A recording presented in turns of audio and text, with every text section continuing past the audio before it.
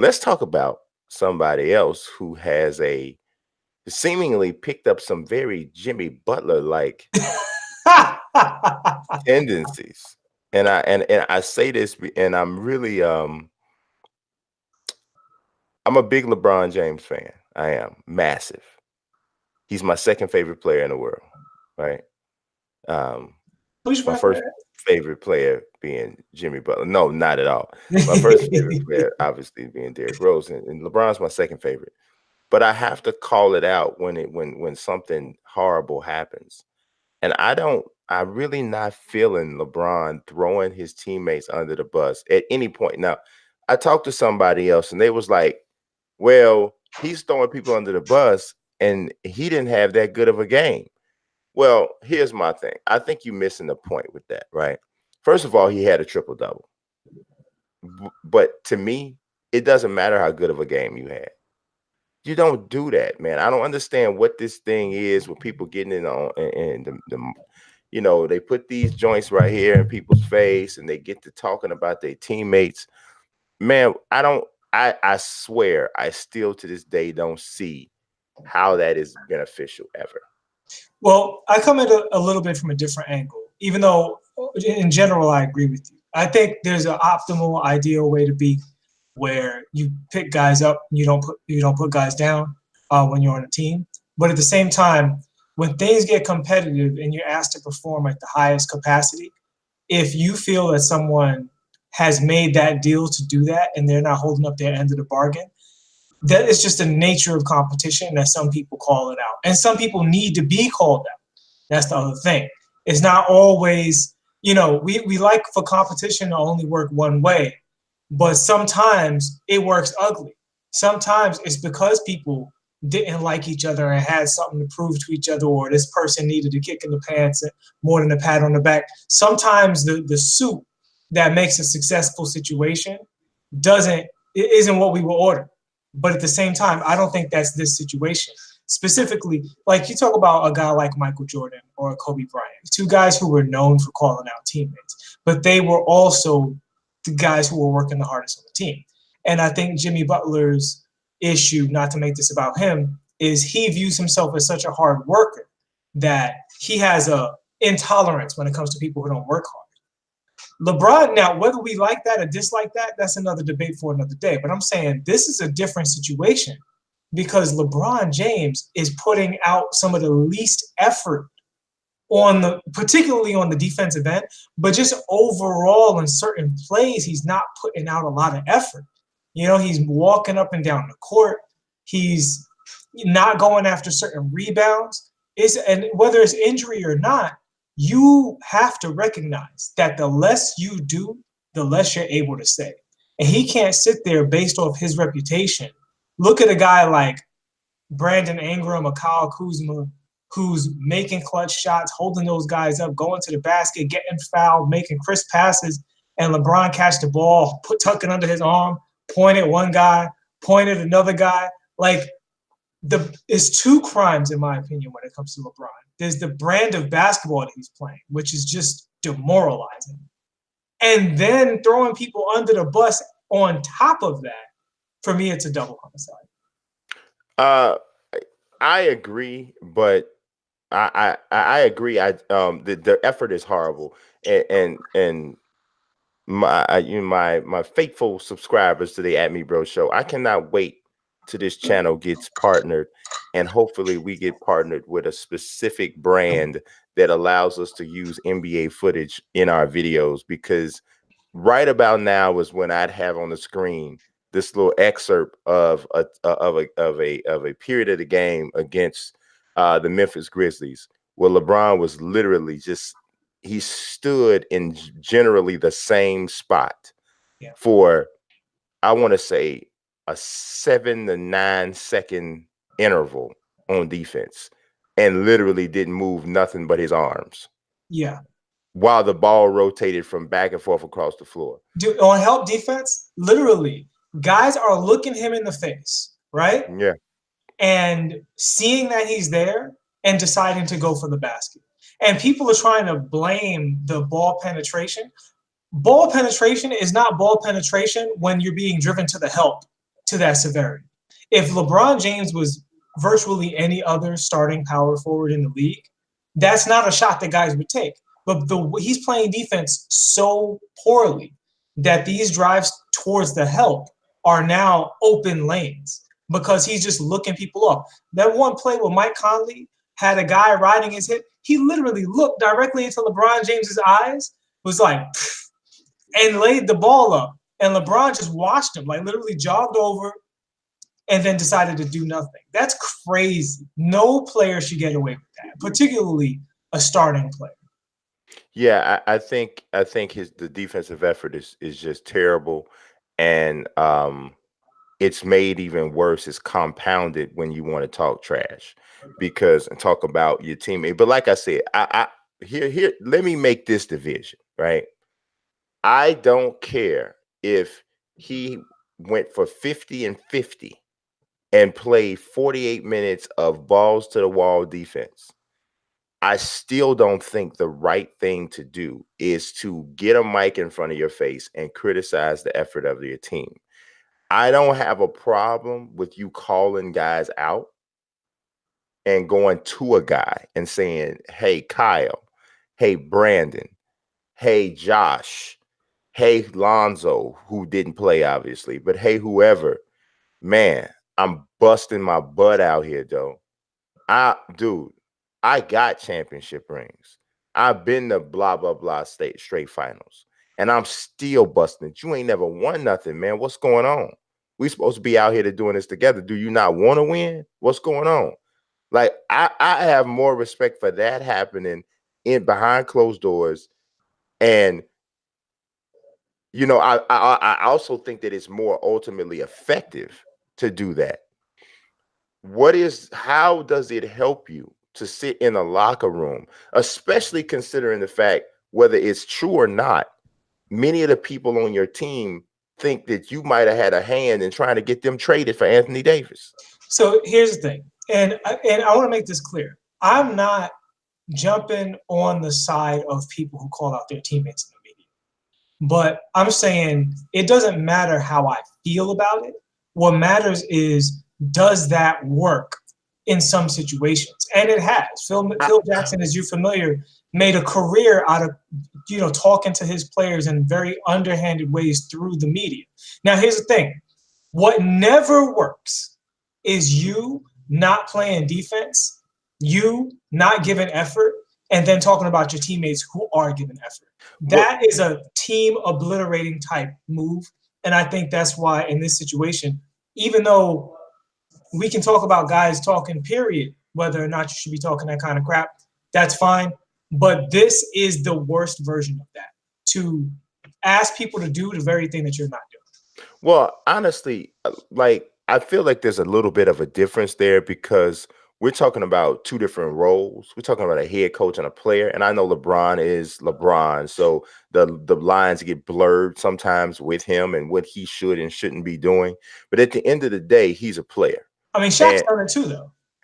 Shaq has done that too. He's several times said, sly comments through the media about, guys not carrying the ball. And I don't think it helped him either. I think if anything, it only helped to increase the animosity between him and Kobe, which, I mean, ultimately, Shaq ate his way out of LA, ultimately, for the most part. But I don't think that helped either. It look like LeBron doing right now. I know he's been off his feet, but he looks heavy. I think he looks heavier. I think he just looks heavier in because he hasn't been able to run. But the thing is, I'm not saying whether or not it's right or wrong. That's exactly my point. I'm not saying whether it's right or wrong. But I don't think what you were saying, does it work? I don't think that it works. Well, if you got a championship, then whatever you did worked. That's in fact, that's what most champions will tell you, is the journey is not meant to be perfect, but everything is justified once you get there. So I'm trying to remember, when did that happen in a championship season? And I can't recall a star calling out his teammates in a championship season, and that I can't recall that happening, period. And then I definitely can't recall that sparking them to a championship. Okay. I can't remember that. I can recall it happening during the breakdown periods, you know, where a team or a championship level team fell beneath their expectations, I mean, and Shaq then now from talked about Kobe. frustration He they're talked about doing it. Kobe all the time. Like he would always say stuff about sharing the ball, like in their early championship years. Especially the more Kobe developed, the more Shaq said that stuff. So it Yeah, wasn't like it just popped up, you know, after Shaq started gaining weight. He always talk, and you can see him talk about it now. He'll refer to it, and you can hear some of the same quotes he'll talk about sharing the ball, because he said from his second year in the league, they talked to him about passing on the double team and so on and so forth, and that became a sticking point with him from the very beginning. But my thing is not to debate about that. People have said things about their teammates while they were on championship teams. It has happened before. Do I like it? Don't love it. I'm saying that has happened and you've won. What has never happened and you've won is for your star player, best player, to not play defense and throw his teammates under the bus while he's doing so. That's never worked. And that's my point here, is that what LeBron's doing right now, same thing what we said last week about with the Luke Walton thing. Whether Luke Walton is a Hall of Fame basketball coach in the making, I don't know. But LeBron undermining his coaches the way he's doing is making the team worse. And I think right now, what Kevin Durant said about his toxicity has come to fruition, because he has done nothing but undermine every element of this while looking like some string puller in the background. And I do not think that has been positive for the Lakers going forward. yeah. I mean, the thing that I think that has been proven is that LeBron is a very bad loser. You know, and you have to consider that. You know, um, it's just when things don't go right, when things don't go right, he's at his worst, and that's most people. But it to the degree that it is with LeBron is definitely um, disturbing, because I told someone yesterday, I can't even remember who I was talking to, but I said LeBron is not the type of guy that you want on your team unless you feel that we're a champion. And this is weird because his presence generally means that you are a championship level team. But if you think that you get LeBron and there's a chance that you guys might not be quite good enough, you got to really think twice about whether or not that's who you want.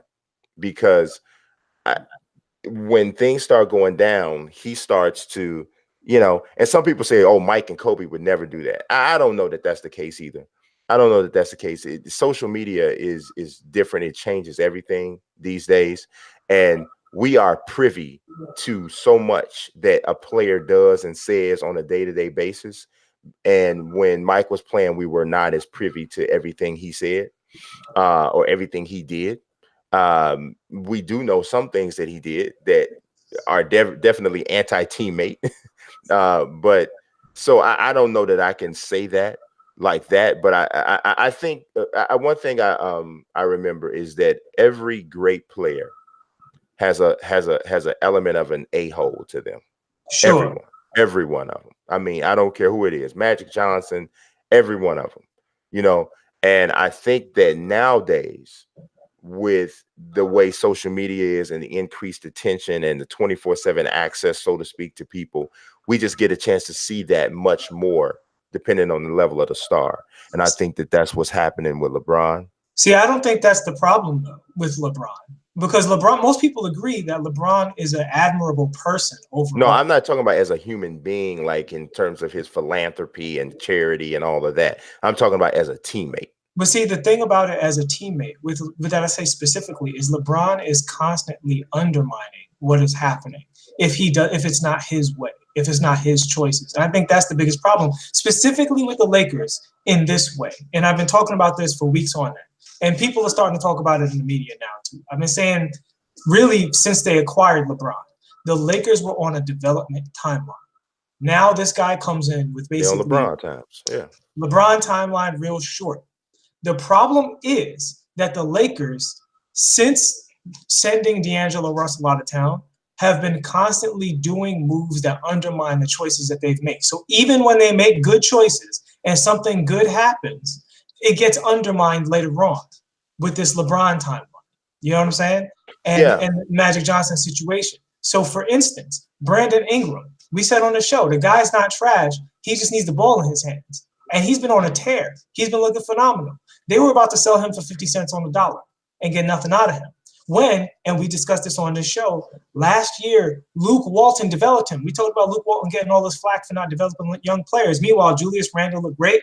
Lonzo Ball has turned into one of the better young defenders at guard. I mean, Luke Walton didn't give him his jump shot. Can't blame that on him. He didn't teach him how to shoot free throws. And Brandon Ingram last year played at the point guard, was development. LeBron comes in, Brandon Ingram all of a sudden doesn't even know what to do, completely stunted his growth, and they almost got rid of him for nothing. And it looks like you're saying for nothing. Brandon Ingram was going to be it was involved in the Anthony Davis trade. How's that for nothing? They weren't trading him straight up. They were trading him and every single other piece of young talent. Yeah, but you can't say that's for nothing, though. The reason I say it's for nothing is because this is the point. The perception of the Boston deal had Jaylen Brown valued equal or above Brandon Ingram to a degree that doesn't make sense. And that perception of Brandon Ingram's lowered value came from what was happening on the court earlier in the season. Because if Brandon Ingram had continued the exact same trajectory from last season into this season, with LeBron doing really what more he has to do when he's injured, which is let Ingram cook a little bit, then that deal wouldn't have looked the way it looked. That's what I'm saying. It's not that getting Anthony Davis is a bad thing. Of course not. I'm saying the fact that you can put all this young talent on the table and the Pelicans feel comfortable to say, nah, that guy sucks because you treated him like he sucks. That's my point. Well, I don't agree with that. I don't think that they can say that because you treated him like he sucks. That the Pelicans organization has their own talent evaluation, and they can determine which deal is right for them. And it was smart for them to say, even if they did like the Lakers package, they hold all of the cards because they have player control over Anthony Davis for an extended period. And they want to wait to see what the Boston Celtics offer is. They have no reason to rush. So I don't think that them saying we don't want the Lakers offer right now is a direct connection to them saying we don't value Brandon Ingram. I think it's a deal where they're saying, well, let me wait and see, because this is just smart business.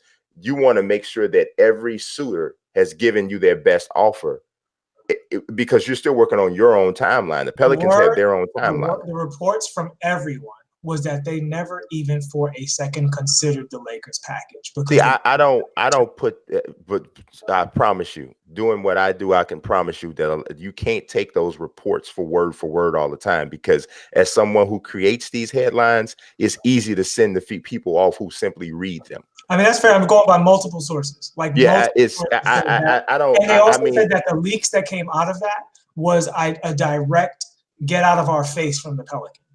See, but that doesn't purposefully undermine that. And Magic Johnson himself said they never discussed that with us in good faith. There's so much contradictory stuff out there. There were things of people saying that that they were mulling over the offer. Then it comes back. None of these teams are ever going to speak specifically about this stuff. Most of this is always going to be fan speculation. Whenever it gets into all of this stuff, it's always going to be and then people always go, oh, well, they never thought about this. And you're applying this absoluteness to a rumor, and you learn over time that you can't keep doing that, because if you took every rumor and said, oh, they wanted this player, or oh, they wanted that player, you'd be misled several times. So I'm not saying that it's 100% not true that the Pelicans never seriously considered it. What I'm saying is we don't know what value they have on Brandon Ingram, and them turning this deal down doesn't necessarily mean that they didn't have a value on him. And I can't trace and relate that all back to LeBron, saying LeBron stagnated Brandon Ingram's growth. Or I do believe that when you add a player of LeBron's caliber, it changes your team. You also, if you add a player who needs the ball and who dominates the ball as much as LeBron, I think it changes your team. I think he's a ball dominator in that way where it's going to have that type of an impact. So you know, I think that going any further than that is, I mean, I don't know. This is part of what I'm saying in regards to how you end up getting so much over coverage. Now, LeBron is guilty of plenty things. You know, he's guilty of plenty of things that are not ideal, right? But because of the level of over coverage of every single thing that he does, he gets more credit than he deserves, and he gets far more blame than he deserves for everything. Like, there could be an earthquake in LA, and somebody will try to find some kind of way to say, well, LeBron's presence is probably what caused the seismic shift. And it's just like, okay, at some point, we do have to say the dude is a player. Okay, he's a player.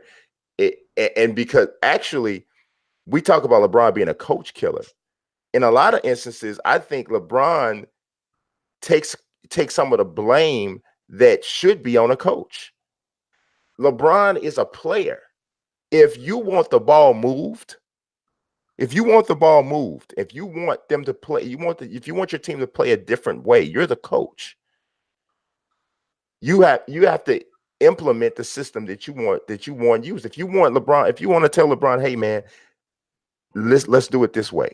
We need you to allow Brandon Ingram to get his offense going. Ultimately, that's going to be better for the team because we need his development. We need him to be able to put pressure on the defense. We need him to be able to go off the dribble. We need that. If you are too intimidated by LeBron, then you shouldn't be coaching him. You shouldn't be coaching him. And then instead, when a LeBron team plays a certain way, then it's, oh, that's LeBron. He forces everything to be played that way. LeBron, the coach can call the timeout. The coach can say, LeBron, come sit. If you're too intimidated to do that, okay. Then well, I don't think it's a matter of intimidation. I think it's a matter of when LeBron came in and the whole team was on a LeBron timeline and LeBron having the ball in his hands, the organization started to move in a different direction. And LeBron, I think that we talk about, like you said, there's some things that he's culpable for. Same way it took Pat Riley basically strong-arming him into stop undermining Eric Spoelstra. He's not going anywhere. You can stop throwing tantrums. Magic Johnson doesn't have the wherewithal in this situation to prevent LeBron's negativity from affecting the team. And that, for me, that's what the entire topic is about, really, is that LeBron's negativity is affecting the team. And LeBron could get much more out of this team, even if all of those young guys eventually got moved, if he just invested into them and Luke Walton and said, you know, I'm riding with these guys. I believe in this talent. We're going to do with what they, you know, we're going to do the best that we can under these circumstances. And part of that, and I said this when he was on Cleveland, part of that is not saying I'm only going to play offense and I'm going to let you guys play defense. That is part of it. It is an actual on the court thing. Luke Walton can't force him to play defense. You know what I'm saying? He can't force him to play defense, but if you think Luke Walton isn't noticing his lack of effort? What can he's do? the head coach. He can say, "Come sit down." Yeah, I think that's very unrealistic right now. I don't think that's unrealistic at all. LeBron is I think it's big. unrealistic because people are allowing him to. You're the coach. You're the coach. If you sit LeBron and somebody, obviously you're going to be in a press conference afterwards and say, man, LeBron didn't play for the last 14 minutes of the game. Why didn't he play? Just like you said, Phil Jackson would throw guys under the bus and would say, hey, you know, I didn't like this from this guy or whatever, or be openly critical. He said LeBron didn't play because we felt that we needed a higher level of defensive effort, and I went with the unit that I felt would give me that level of defensive effort. I think you are living in the dream world. Kobe Bryant fired Mike Brown by looking at him. All right. So LeBron James is too powerful in the league. And here's the thing. To say that lets LeBron off the hook for being thoroughly uncooperative, both as a player and as a teammate. I don't think it lets him off the hook at all, because I think you have visual evidence. Because what's going to happen is Luke Walton's going to say that, and then somebody in the media is going to pull and put together a video package that says Luke Walton has a point. Here's why he sat LeBron. Look at LeBron's defensive effort in this sequence. Look at during this time period, the Lakers were with LeBron on the floor were -10.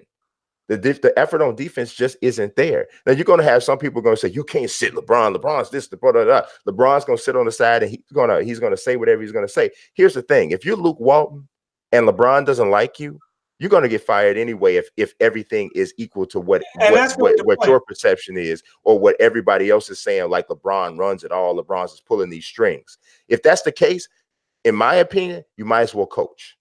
You might as well coach the team. And see that whole might as well coach the team situation. This is my point. This is what I'm saying about LeBron James. He's putting his coach in a, if I say what really needs to be said, I'm basically writing my resignation letter type situation. But I don't think that's any different than any other star. Magic Johnson got Paul Westhead fired. But literally. I don't think Luke Walton is that kind of a coach. Well, first of all, even the situation they're in, and this is my point, when you have young talent, instead of undermining your young coach and undermining your young talent, if you make them as good as possible, then you will get more value out of them, whether they stay there or they leave.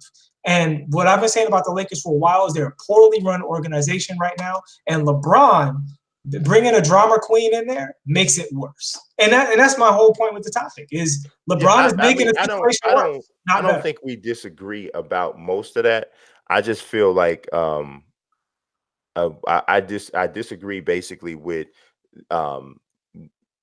that being an effective tactic in any championship situation. I don't think it's an effective tactic. I also disagree with the fact that Luke Walton's hands are tied. That I don't agree with. I don't think his hands are tied. I think that Luke Walton ultimately ends up coming out better if he says, I'm going to coach this team, because somebody in across the NBA, some decision maker is going to respect the fact that he coached the team, and they're going to give him another opportunity if it doesn't work out. What I'm going to do is if I'm not Magic's guy, I'm just not Magic's guy. So I'm in trouble anyway, but I'm going to coach the team. And if I don't get the effort that I need, and I think LeBron is hurting my squad, then I'm going to say, you're going to sit for this time period, and we're going to see, we're going to get it together, because you may be on track to be an owner at some point, but you're not one yet, LeBron. Right now, you're still a player. Except for when he was under Pat Riley, LeBron James has been doing whatever he wanted for a dozen years in this league. And that's part of the thing that people have an issue with. I've heard another coach say people are afraid to coach LeBron. They're afraid to coach him. And I think you have to coach him. You have to coach him. Now, here's the thing. You got to know what you're talking about, and you got to be right. And you got to be able to point it out to him. Now, I don't know. I'm not saying he's going to go, okay, yeah, coach, you got a point. He's probably in his head past that point. Okay, fine. But you're going to sit until you understand. Well, and I'm not saying you're not going to start or nothing like that. But at key points in the game, if I see that I'm not getting from you what I need, I'm going to treat you like a player. Just to me, I think that's, I don't know. That's just, I don't know. You can't, because I mean, if you're Luke Walton, you're sitting up here getting shot anyway. You get beat up anyway. Here's the thing: in all situations, it's the gift and the curse of LeBron James. The gift is he's a great player and he's a basketball genius. The curse is, and he's probably the most powerful active player in NBA history. Yes. And the some guys that coached while they was playing, LeBron's still more powerful, right? So the curse of that is, with his power comes his great responsibility on the one hand, and with the genius means he don't want to be told nothing. But we got to get to the next topic. Yeah, he definitely he doesn't want to be told anything, and that's for sure.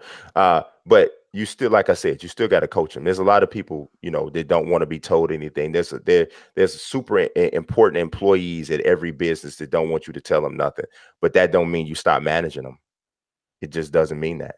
At the end of the day, he's still an employee. He's an important employee, but he's still one. So that's about that. But